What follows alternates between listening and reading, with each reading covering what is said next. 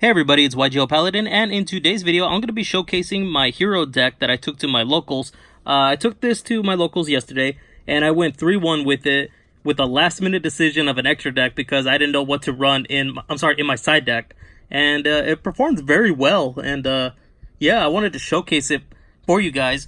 I was going to record this video yesterday, and come to find out that today is actually the 15-year anniversary that Yu-Gi-Oh! GX came out in Japan, and I mean, that was just a happy coincidence right there to actually showcase this deck. I didn't even know about it, and then I saw it all over my Facebook.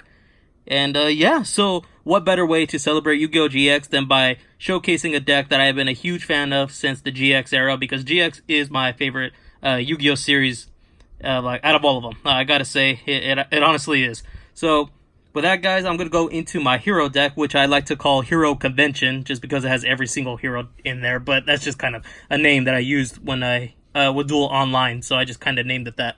And just to let you guys know, it is not budget-friendly whatsoever, and you'll see why. So, first off, we have the 3 Ferris. These are a must. Basically, your Vision Hero engine requires those, and 2 increases and 2 Vions. Now, these are your standard Vision Hero package. You open up with Ferris, and then you have essentially you can build a really good board without having to do your normal summon just yet.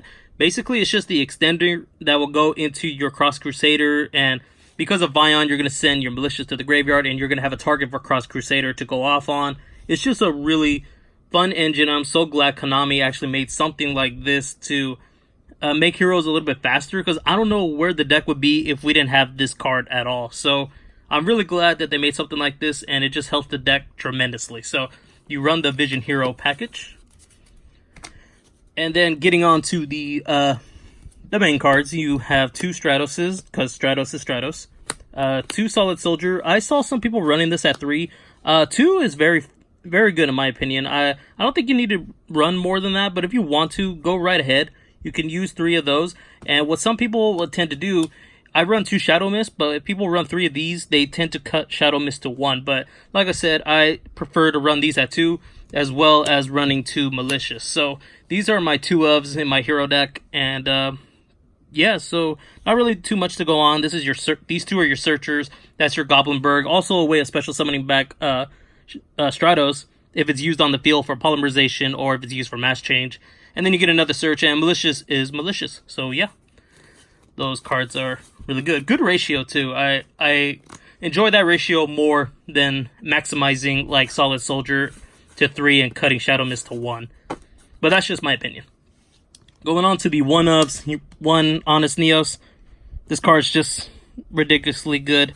I like it, and I love the artwork to it too. So 1 Honest Neos. And then the newcomer, a Dusty Gold. Yeah, very expensive card, and I'm glad to have gotten one of these. And yeah, not too much to go into this. This helps search your Dark Calling. I run Dark Callings, I don't run Dark Fusion, because Dark Calling is a lot more superior in my opinion. Sure, you don't have the protection effects, but it's so much better to go into. So yeah, Dusty Gold, it's just a 1-of. You don't need to run more than those, and I mean, with it being short printed, I don't think you want to run more than 1. Then we have the 1s. Destiny heroes. We have Celestial and Dynatak. I do run the Destiny Fusion Destiny spell card, and I like running it because I can burn my opponent for 1600 if I wanted to, or pop a card on the board to go into Dystopia, or if I need to go into Dangerous, I can probably have a good combo searching depending on sending Malicious and Shadow Mist possibly to the graveyard and getting a search, and just setting up for a big swarm on my board. So that is it for the hero deck, the hero side of the deck. And then the last 3 monsters I run are 3 Nibiru. Now, this I kind of contemplated running because I didn't know what to exactly run. It was depending between this or Ash, but unfortunately I don't have any Ashes right now. I'm still waiting for Dual Devastator. But Nibiru was so much better, honestly. I liked it because it was good. I could run it in my main deck because a lot of people did not expect that. There were a couple times where I misplayed and I did it way too early. But then there was one duel that I actually did it right on when he did his Guard Dragon plays. He was about to activate one of the Guard Dragons, and then I activated this. And that just ended his whole turn because he already did too much. I summoned it in defense mode too because all the monsters he had were link monsters and they had no defense points, so it was 0 defense points. And I just went for game because Decimator does piercing damage. So Nibiru was so much better, and there's also another reason why I run this, but I'll go into it later on in the video. So that was it for the monsters. I believe that was 22 monsters. Next, we run the spells. We have the 1 Hero Lives. I hope this card comes back to like 2 at least. I don't know. That'd be kind of cool. Then we have the 3 E-Call, which is your Rhoda of the deck. I'm also kind of worried that this card's going to get hit on the ban list. I know I've been saying this to my to some friends at locals. I've been saying I'm kind of worried it's going to be hit on the ban list. And the most responses that I ever get are that heroes aren't doing anything in the meta game. And yeah, that is true. But you kind of have to imagine that if the ban list kind of resets the game a little bit more, heroes are going to be pretty dominant, and there was so many searching, you know what I mean? So I kind of feel they can preemptively hit the deck in some ways to kind of balance it a little bit, but I don't know. That's just my opinion about it. So it's kind of looking like drawing Lockbird's actually looking pretty good now. So, but hopefully it still stays to 3. I don't know, because I just love heroes. Next, we run the 3 Fusion Destiny. Like I said, I do like doing the burn damage and kind of summoning a monster on my board without having to do my normal summon and send it up my graveyard. Overall, good card. I like this. I've seen some decks that don't run it, but I honestly think you should. Next, we have 3 Mass Change, because Mass Change is Mass Change. Surprisingly, I didn't use it all too much in any of my matches. Not even to stop a negation like Infinite Impermanence. Oh, actually, no, I did against 1 Infinite Impermanence. But for the rest of the duel, it just wasn't really there. I only ever resolved it 1 other time, and that was it. I just kind of mainly went for the OTK plays, and surprisingly, I didn't get to this card at all. Next, I ran the 3 Call by the Graves. This card I did not see at all during the game, and I'm probably going to cut this card out. I get it's Call by the Grave, but in this deck, you can kind of afford to lose one thing if it baits out something. So I kind of saw that, and this was a last-minute decision, too, because I needed 3 other cards to put in the deck. And this is the only thing I kind of had access to that was like, hey, this could be a main deck card. So, yeah, more than likely, I'm going to cut this card out. What I'm going to run, though, I'm not very sure as of yet. I might do an updated video once I get more results of how my deck is doing after I maybe change it a little bit. And hopefully I can try to get first place. So that's honestly my main goal. I want to get first place with heroes. But yes, anyways, Call by the Grave wasn't really that good. I want to cut it out of here and replace it with something much better. And then we have the 2 Dark Callings. Yeah, Dark Callings so good in this deck now that it's searched by a Dusted Gold. And you can just banish monsters from your hand or graveyard. And I just like that. You can banish from the graveyard to do a fusion. And it's only for a fiend, basically a monster that can only be summoned with Dark Fusion. So you can't fusion summon anything else, just evil heroes. And then the 1-ofs, 1 Polymerization, 1 Rhoda, and sorry, I hit the camera right there, sorry about that, guys, and 1 Foolish Burial. Foolish Burial was just there. I never used it, but I still want to keep it in the deck, just in case if I need to send something like Malicious or Shadow Mist to the graveyard to either get a search or start up some play. So yeah, that is it for the main deck. That was 40 cards, and then I'll go to the extra deck. I won't talk about them too much, because I don't want to make this video too long. So, 2 Cross Crusaders.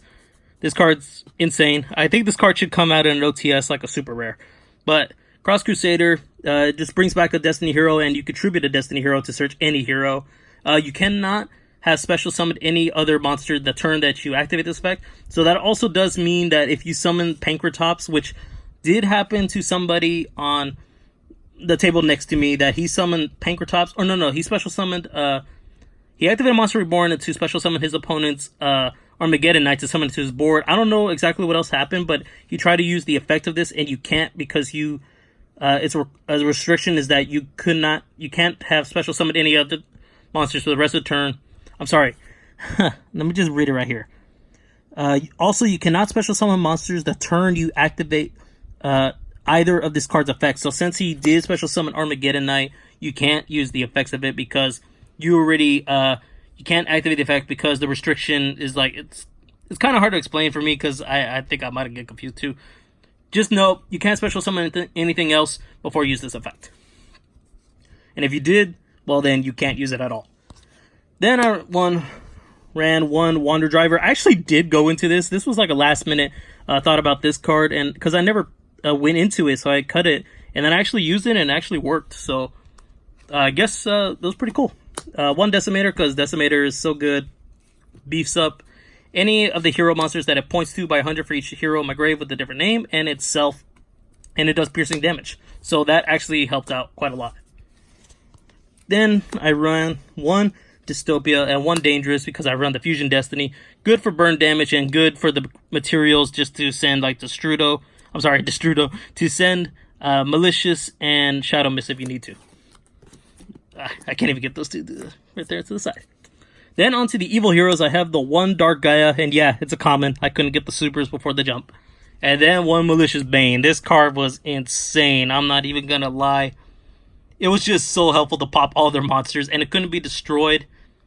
And I just loved it. I loved this card, and yeah, it's only a one of. So if you guys are thinking about building this deck, yes, it is expensive for those two cards, but you don't need to go like full crazy and get 3 of each. No, you don't.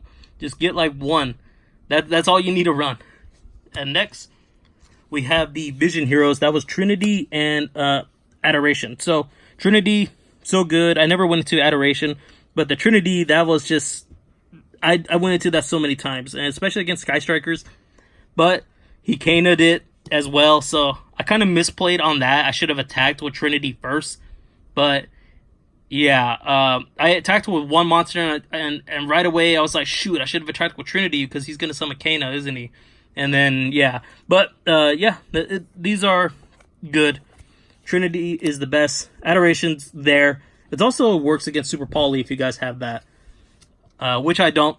Just to let you guys know. Onto the Mass Heroes, I have one DN, really good, one Blast, and 2 Dark Laws, and one Anki. So the thing is, I only ever went into Dark Law. I never went into these. These are mainly if your Stratos or your Solid Soldier are going to get targeted by Effect Veiler or Infinite Permanence, and you could chain it to make sure it goes to the graveyard, and because of that, the target's gone from the field. I never went into it, which is really cool. I didn't mind, and it just worked out for the best. So that was it for the deck, and let me talk about my side deck really quick, because this was a last-minute side deck that actually worked out really nicely. So starting off, we did have the 2 Pankratops. Actually, I didn't go into these. I sided them, but I never drew them, and that was okay. Then I had the 3 Dark Ruler No More. Surprisingly, I drew 2 of these on my opening hand, so by the time it was time for me to try to use it, I couldn't use it because they had Crescendo face down, and they had another card face down that could have activated to kind of chain block and resolve because he had Hot Red Dragon Archfiend on the board as well, and it was going to negate it, so those didn't work out so well. Next, I had Twin Twisters. This helped out quite a lot against Sky Strikers. And then one card, which was an MVP for me against Sky Strikers, was Eradicator Epidemic Virus. Yeah, so my opponent, after I used this to pop his multi-roll and set Widow Anchor, he drew his card and he activated Mystic Mind, and I was thinking, shoot, I just used my Twin Twister, I don't know when I'm going to get another one. And he activated Mystic Mind, then I top deck Eradicator, and then during his turn, I activated Eradicator, popped all his spells, leaving him with only 2 Ray in his hand, and that was just amazingly good. So yeah, Eradicator, I think I'm going to end up using quite a lot more in my deck. I don't think I'm going to main deck it because this is a going first card, because sometimes I was predicting that they were going to make me go first because this is a going second deck. So it was kind of like going first, and when I was thinking of going first, I put 3 Rivalry Warlords. I never went into it, but it was just like there in case if I needed to lock down some of the plays, because they had Orcas. I ran against few Orcas, then Sky Strikers were there, and this and that. So I just thought, you know, why not? And then I put the 1 Imperial. I never sided this in. I sided this in, never drew it. Sided this, I drew them. Drew these 2. Sided, never used it. Sided, never drew into it. So the extra deck, the side deck, sorry, is going to change eventually. So with that, guys, that is it for the video. So let me know down in the comment sections what you think about this deck, and are you excited for Heroes maybe to do even better? Because I know they're going to get more support in Duelist Pack 6. That'll be in January, so hopefully they do get some kind of competitive cards in there, but it's already good as it is, in my opinion, and I am so glad that I'm playing Heroes right now. I'm hoping to take this deck to a YCS next month, and we'll see how that works. So it's not set in stone, it's just an idea, but hopefully I can do it. So with that, guys, thank you for watching. I really do appreciate it if you enjoyed this video, and hit the like button, and be sure to subscribe to my channel for more update videos. I'm going to try to get a deck profile of my friend who's also running Heroes, and we'll see if I can get a deck profile from him about his deck and see what he runs as well. So with that, guys, thank you for watching, and I'll see you all in the next video.